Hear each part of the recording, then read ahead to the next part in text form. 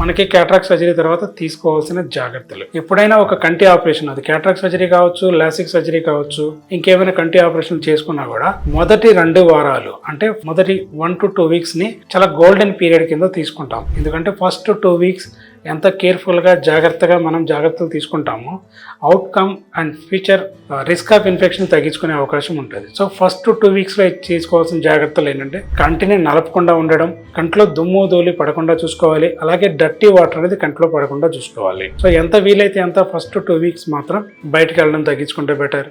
And ఎక్కువ ice strain అవ్వకుండా చూసుకోవడం బెటర్. అలాగే బాగా బరువులు ఎత్తకుండా ఉండడం కొంచెం మంచిది. మీకు ఒక 5 వారాల పాటు డ్రాప్స్ వాడాల్సి వస్తుందండి. చాలా కేర్ఫుల్గా వాడాలి, నెగ్లెక్ట్ చేయకూడదు. సో అలాగే కొంచెం ఫస్ట్ 2 వీక్స్, ఒక వారం 10 రోజులు కానీ 2 వీక్స్ కానీ కొంచెం కంప్యూటర్స్ని అవాయిడ్ చేయడం కానీ, లేదా కిచెన్ వర్క్ అంటే వంట పనులు కొంచెం అవాయిడ్ చేయడం చేయాలి. అలాగే హెడ్ బాత్ని ఒక వారం 10 రోజులు కానీ కుదిరితే 1 to 2 వీక్స్ హెడ్ బాత్ అనేది అవాయిడ్ చేయడం మంచిది. సో ఫుడ్ విషయానికి వచ్చేటప్పటికి అన్ని రకాల ఫుడ్స్ తీసుకోవచ్చు అండి, నథింగ్ టు ప్రాబ్లం. చాలామంది ఇది తినకూడదు అది తినకూడదు అని అంటూ ఉంటారు, అదేం లేదు.